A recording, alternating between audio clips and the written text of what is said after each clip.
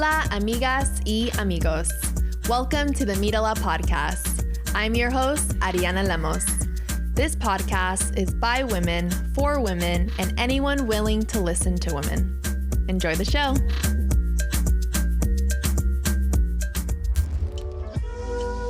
Isabel Grace is a woman-owned florist business. Aside from making beautiful bouquets for every occasion, she and her team plan events to help you celebrate all of your family celebrations and milestones. From baby showers, birthdays, graduations, and weddings, Isabel Grace is a proud sponsor of the MíraLA Podcast, providing all of our guests their favorite arrangement of flowers.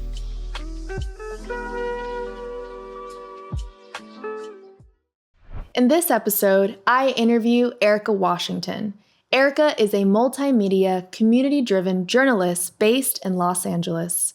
Formerly known for her collaborated stories on the podcast How to LA, she's grown a local and engaged audience through her journalistic storytelling. As a former teacher, she is passionate on reporting stories centering students and marginalized communities.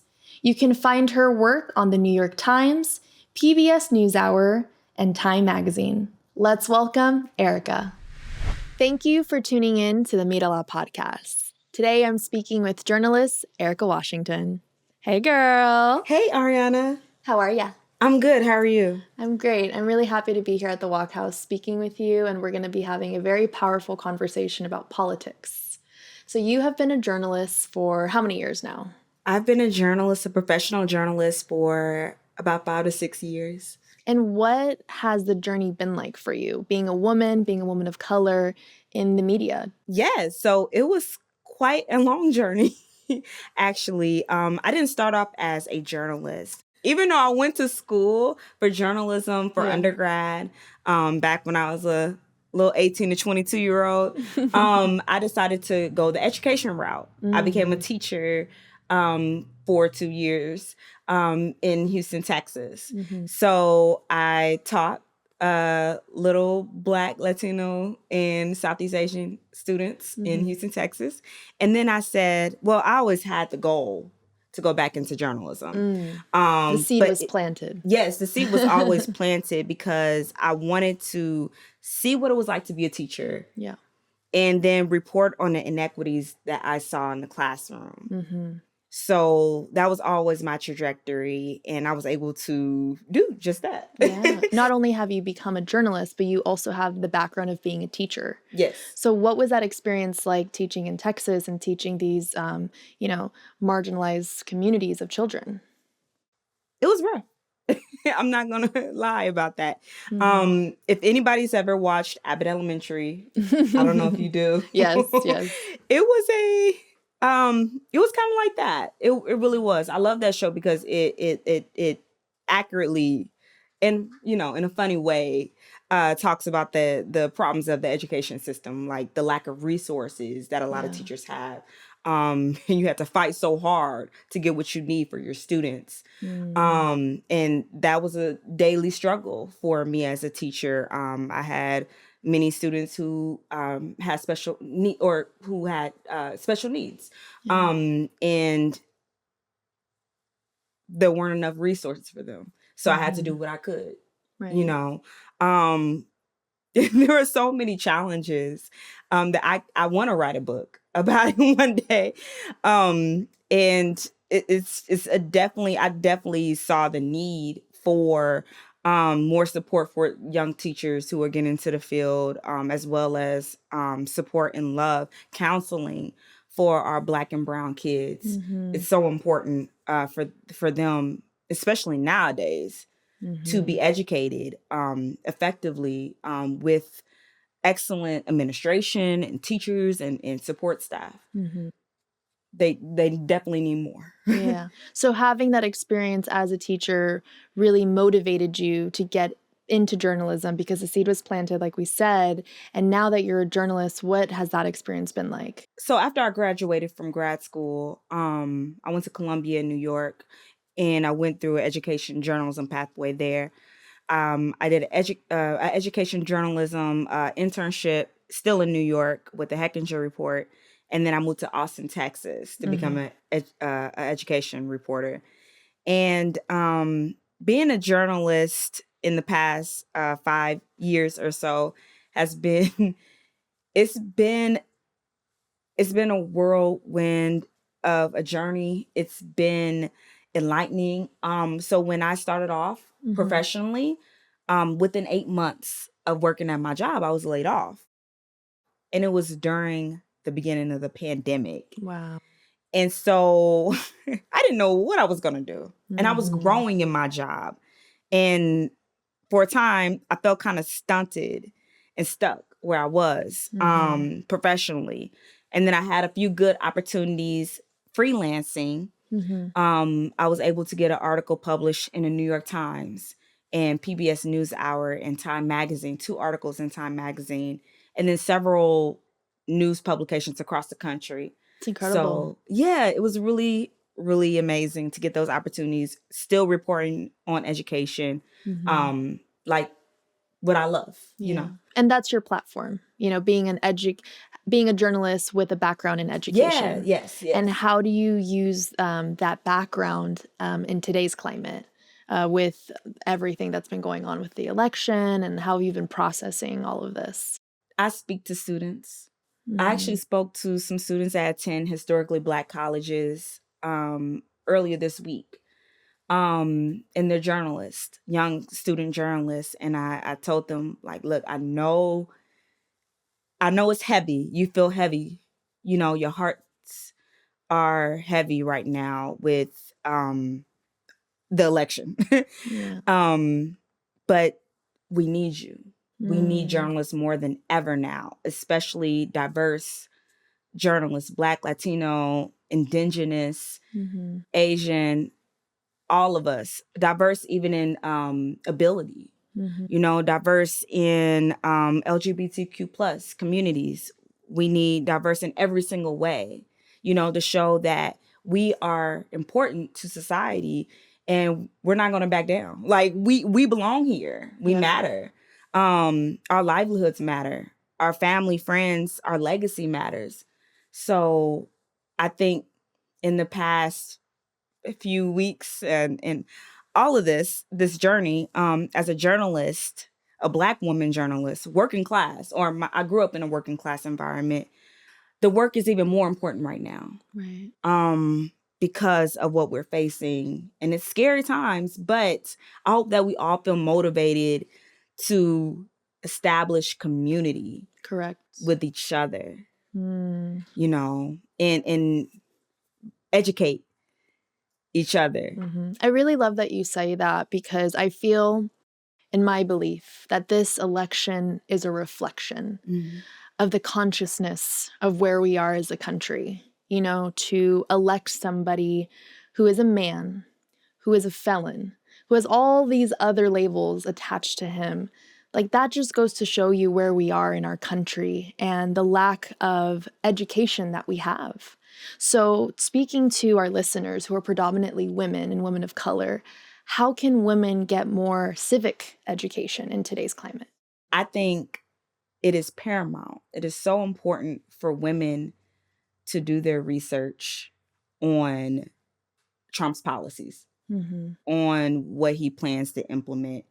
A lot of his own policies are not that clear, but you can look at Project 2025 from the Heritage Foundation, and you can see that those are some of the things that he's in alignment with. And when you look at Project 2025, you know, they plan to eliminate the Department of Education. Reproductive care, you know, there's going to be many restrictions on that. It's a long list of things that will be a challenge to a lot of women in America. So I would definitely say do your research on Project 2025. I would definitely say to think about where you are in your life. Because the honest to God truth is we'll always need reproductive care. We'll always need health care. Our health care has always been just really misogynistic towards us. Like, it's always been behind when it comes to research about our bodies. And it's also been very abusive historically. And so a lot of the things that we need for us, a lot of that important healthcare that we need, there's still a lot of catching up to do. It's an absolute shame that Black women are dying 3 times the rate of white women when it comes to Black maternal healthcare. Like, think about where you are in your life. Doesn't matter what stage you are, you're going to be affected by these policies. And to really do your research, like, I like following the 19th, which is a news organization that specifically reports on women issues. And LGBTQ plus communities. So I think that's important to do your research. I think it's important to also not only think about yourself and where you are in your life, right? Like, do you want kids?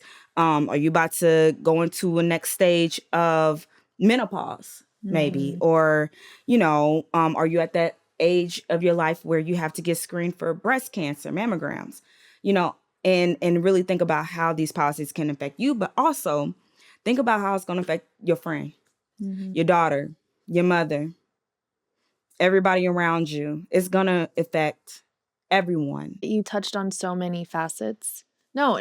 Take up the space. This is what the podcast is about. MíraLA. Look at her. Look at you. Look at what you're doing for the community. Look at what you're doing for women. And I let you speak on what you were speaking on because it's truth.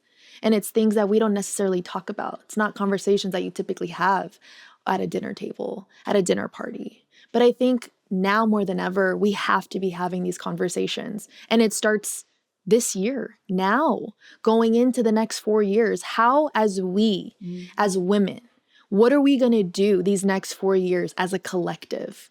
And I think it's so important, the work that you're doing to educate these women. So you mentioned the 19th. This is a news source. This is a website, a podcast. Like, a news source. It's a news source. Yeah, nonprofit. And I love that because I didn't even know about that, and I hope that my listeners really take advantage of listening to this podcast to educate themselves about Project 2025.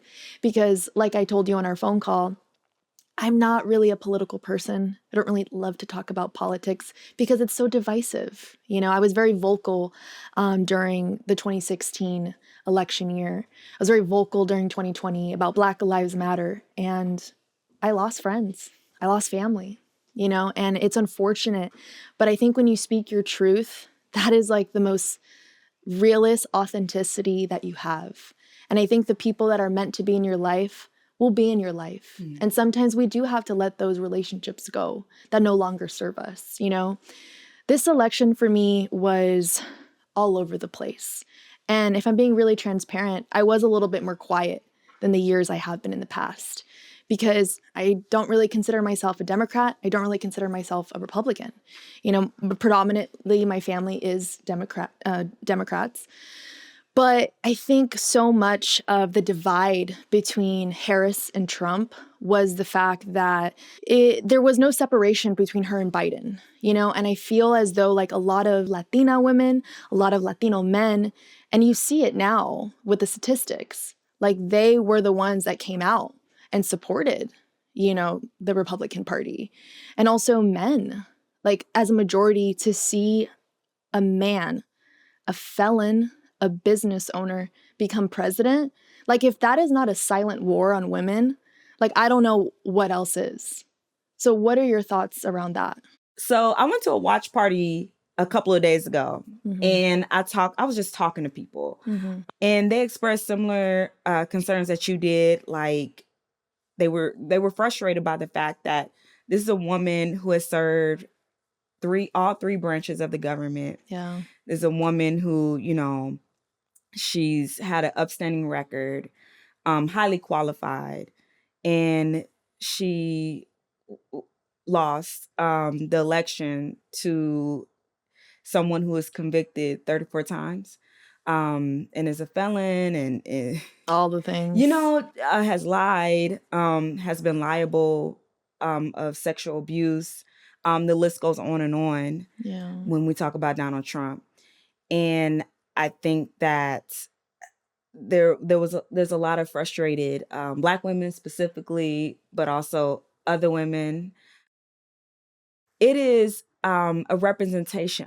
It's not representation. I'm sorry. There's a word I'm trying to use. That's okay. But it basically is it symbolizes the actual journey, the actual barriers that Black women have in regular society. That's what I was saying earlier in our conversation. Like, this election is a reflection of how women of color are seen. You could be the most qualified, you could have your resume, allow you to, that your resume alone says that you are for the position. But we are still in a society in this country where if you are a white man, regardless of what you've done, like he will take the position over a woman who is obviously more qualified, and I think that's sad. And I think together as women, like, we have to rally and we have to be having these conversations. And I hope more women podcasters do have these conversations. It's uncomfortable, but it's needed.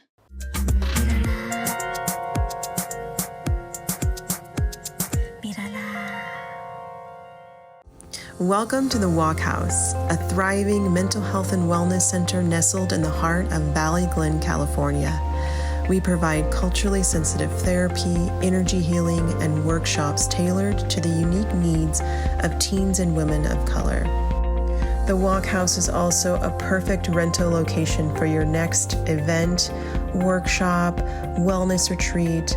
It features 3 offices, 2 bathrooms, a cozy living room, library, and kitchen. And our private yoga studio is fully equipped with blankets, yoga mats, everything you need to have an amazing wellness experience. We're excited to welcome you to the Walk House.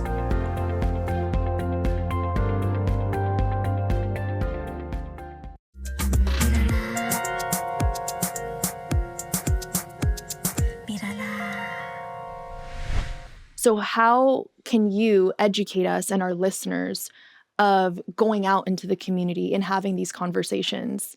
What are some ways that people can have civic education today? That's a good question. I think the first thing I would say is really think about your own biases. When you talk to other people, I know it can be very hard. I would actually preface everything I say by taking deep breaths, doing some yoga, going to therapy, okay? Before you engage in any conversation with people who may not agree with you, or even people who do, But take care of yourself first. Really think about what you value, but also come with an open mind. With things that you read and conversations that you have. I would say follow credible news sources, and make sure that you fact check the information that you read or that you watch or hear. I like to follow, as a journalist, I like to follow Cal Matters. They report on statewide issues. I like to follow LAist, which is the local NPR affiliate in LA that I used to work for. Mm-hmm. I like to follow Afro LA, which I currently work for. I like to follow LA Public Press. They're independent. They do good work as well. I have a few journalism friends that work there. LA Times, that's the legacy news organization that we usually follow. Subscribe there. What else? Oh, KQED, they do great work. So yeah, there's EdSource. There's a lot of like local California and LA County places to look into, as well as national. New York Times. I always like to check in to see what they're covering. What I'm gathering is independent news sites is the way to go. Yeah. So instead of turning on the TV, and yes. and your mainstream, you kind of support and subscribe to those independent news sites. Yes, for sure. I agree with that. Yeah. I think like a lot of things in the mainstream can be swayed, right? And I know for myself, like I try to stay away from watching mainstream TV just because energetically it just puts me in a very like negative state of mind. And I think taking everything little by little, you know, so like tuning into these sites and reading as much as you can, because it just consumes you, right? And like you said, like doing your breathing, doing your yoga before you get into these conversations, but having these uncomfortable conversations is going to solicit growth and change. Being a journalist, handling your criticism when you cover controversial topics, how do you handle that personally? Handle criticism? Depends on what kind. It does. Is it constructive? You know, when people write me emails and, you know, they're saying, oh, Aaricka, you forgot this, or, you know, you should mention this. If it's constructive, then yes, I'll take heed. I'll listen to it. But I've also had people online who would say really meaningful things, racist things to stories that really have an impact. And I felt so confident in my work and the good things that people were saying about my work and how it has made an impact that I just ignore it. So it depends on the criticism. I'm thankful that I have not received like assaults or abuse online or just anything, stalking, nothing, knock on wood. Hopefully that never happens. I just ignore. Yeah. Especially if I can. I mean, I'm going to ignore, or, you know, if it's constructive, if it's valuable criticism, then I will definitely respond and respond appropriately. What are some changes that you hope to see in the media? I am worried about my industry. We're the only profession, the press is the only profession in the Constitution, in the U.S. Constitution. I did not know that. Yeah. Because we are essential to democracy and to ensure that we still are practicing democracy in this country. We hold the powerful accountable. That's our job. We're supposed to be looking out for the least. Well, this is a biblical term, the least of these. But we're supposed to be we're supposed to be watchdogs to the government. You know, we're supposed to make sure that the most marginalized people have what they need in society, and that this democracy is fully lived. And when I see our industry crumbling, I get worried when I see the fact that, you know, Washington Post, the LA Times, the billionaires that own those news organizations make the stances that they have. It concerns me. It almost seems like there's an agenda they're trying to be pushed. So eliminating the workers and the voices will help solicit to push that message forward to the masses. Probably. I mean, Jeff Bezos. So going back to following and supporting those independent news sites and organizations and subscribing, because I know there are a few like All Sides I've subscribed to in the past, and supporting those independent journalism, supporting those independent journalists, I think would be the best advice that we can give all to the MíraLA listeners. Yeah, I would definitely say that. I still think it's important to subscribe to, you know, LA Times, but also those independent places too. Make sure that you're getting a full diet of news intake. And make sure you don't drive yourself crazy, because sometimes it could be overwhelming. I would also say make sure that you're distinguishing between what's fact and what's opinion.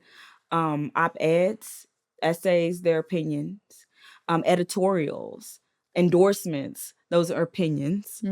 They're separate from the newsroom. Right. That's why I still say subscribe, because the people that you're reading, the stories that you're reading are from the newsroom. Those are from the journalists.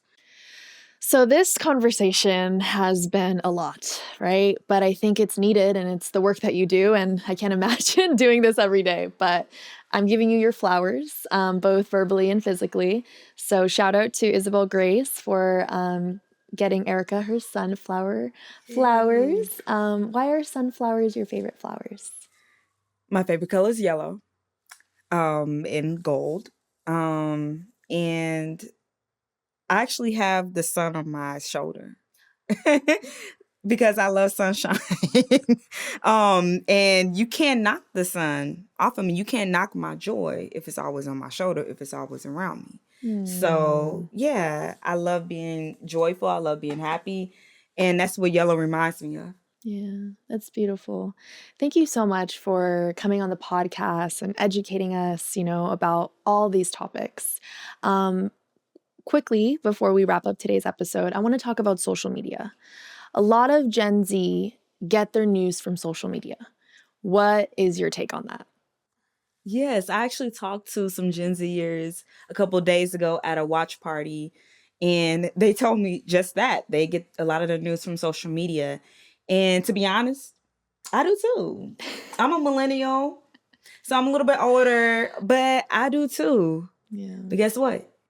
Make sure I fact check it. I'm not just listening to somebody ramble about whatever. Opinion. Yeah. I make sure I fact check what they're saying. Yeah. Because there's so many opinions out here, and you know what they say about opinions, right? So I make sure that I fact check it. And also as a journalist, I want to encourage everybody to follow the news sites' social media. Pretty much every news site has social media accounts. They have TikTok, they have Instagram, they have YouTube Shorts. They have YouTube, and some of them are really good at it. I know Washington Post is really good with their TikTok, and LA Times is really good with their Instagram. So be able to. I want to make sure that people follow these news organizations, social media, so it comes on your feed and you're like, oh, okay, I can check this out. I can fact check what I just read right here. Yeah, no, that's really good advice, because it's great, Gen Zers, to get your news information from social media. But if you're following a certain influencer, I think, like you said, it's important to go to that news station social media page and then kind of have discernment, and then Google. And Google. And Google it. Google it, but also make sure that when you Google, it's like this. There's so many steps to Google, and I think with Gen Z, I think that they grew up in a time where information is just given to you, right? And it comes so quickly. Because back in my day, okay, we had encyclopedias. We had books that we had to look through. We had the libraries, the Dewey Decimal System. Oh, we just lost the Gen Z already. We had to actually do research with tangible books, and write it out on paper. And now we have AI. We have Chat GPT, and people put things in there, and then boom, you got your essay. Yes. No, I think my biggest takeaway that I want to tell people is please start using your brain a little bit more. No, I mean, for real, think about what you're reading, think about what you're intaking, and say, you know what, I need to read more about this. I want to go to the library. Go to the library, pick up a book. Yeah. I know it sounds archaic and but it's like our memory bank, our memories are changing. Yeah. If you really think about it, I was talking to my dad recently, right? And he was like, Aaricka, how many numbers do you remember right now? I was like, only my mama's. Like, I only remember my mom's number. Right. But there was a time when we could remember like 20, 30 numbers, and we had Rolodexes, and we don't have that anymore. Like, yeah, our memories have changed over time because of the rapid growth of social media and technology and everything. Yeah, well, so I would encourage people to. I was going to say, I challenge all my listeners to memorize 10 numbers out of your contacts. Yeah. Wow, this was really great, Aaricka. Thank you so much. You are a delight. You are a joy. You are sunshine. Thank you. And I wish you well on your future endeavors. Thank you so much for tuning in to the MíraLA Podcast. If you are a woman and would like to be on the show, go to MíraLaPodcast.com. Follow us on socials at MíraLA Podcast. Use hashtag MíraLA Mondays. And if you want to support the show, subscribe, share with your amigos, and tune in for new episodes every Monday. Muchas gracias.